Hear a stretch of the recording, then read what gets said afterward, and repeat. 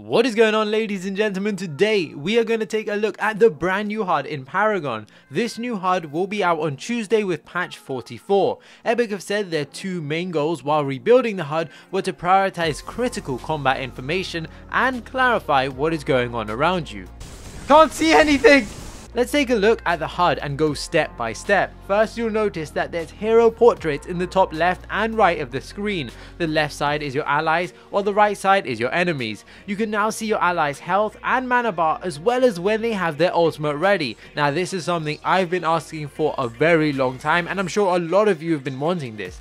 Their ultimates are noted by this blue icon. It's not that big, to be honest. I would have liked to have seen something a bit more noticeable, but it's okay for a first pass. Next to your allies is a raptor icon. Now this looks similar to the Fangtooth icon we can see below the minimap. Fangtooth looks similar to the raptors, so maybe raptors is a new kind of buff that increases power the more you obtain it, and hence keeping track of it is somewhat important. I could be totally wrong and I could just be tracking how many kills your team have, but I think my first guess seems more likely. Epic have said they want to update the jungle to make it more interesting, so this raptor being a new buff could be the first step towards that. This brings me to the health and mana bar at the top of your screen. I don't know why they look like lightsabers firstly, and secondly, I'm really not a fan of their placement, but that could be because I'm so used to looking at the bottom half of my screen for this information. I think it will take all of us some time to adapt, and Epic did say they want to give us full customizability in future versions of the HUD, so perhaps we'll be able to move it around to wherever we please in the near future,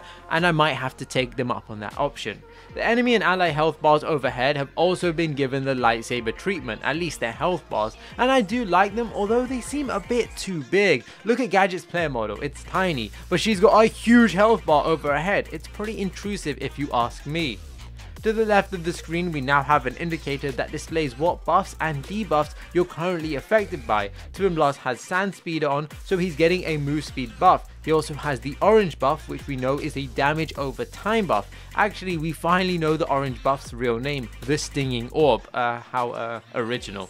I presume if you had any debuffs, they would also display here. I really like this change because the current system of circle items above your health bar was pretty bad, especially for new players who had no idea what these icons indicated.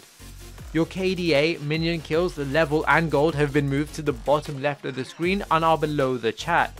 The abilities have been moved to the center of the screen and now have a blue glow when you can level them up.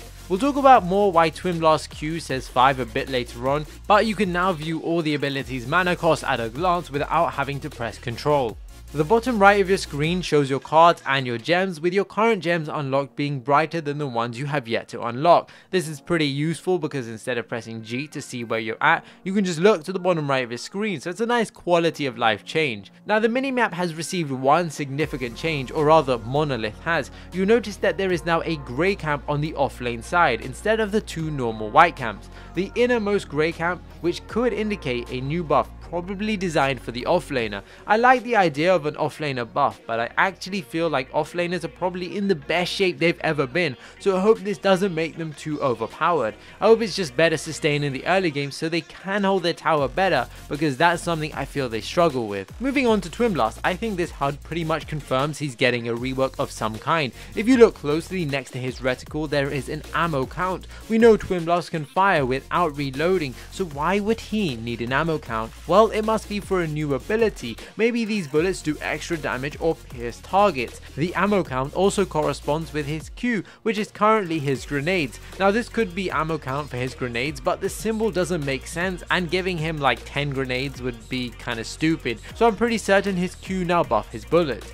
It looks like his other abilities, however, are the same. If these slight changes are anything to go by, perhaps we're going to see more specific HUDs. Maybe Revenant has an ammo count as well, which shows how many bullets he has in the chamber. Sevrog should have some kind of indication of his soul stacks, and I'd love for Sevrog's HUD to have a more darker feel. Maybe when his abilities are ready to level up, there's black mist surrounding them. Now that's probably too much to ask for at the moment, but a possibility for the future. Let me know what you guys think of the HUD. Are you excited? Do you like the design?